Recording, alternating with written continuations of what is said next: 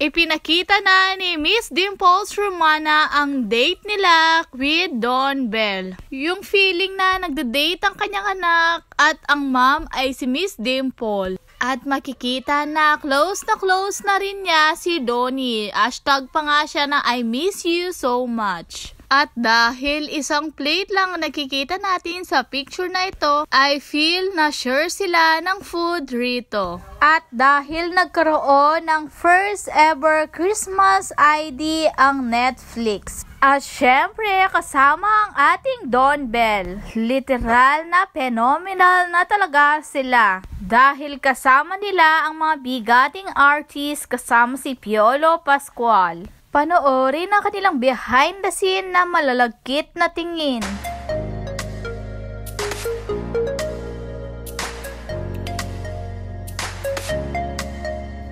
Kumakanta lang sila ay makikita mo ang spark ng kanilang love team.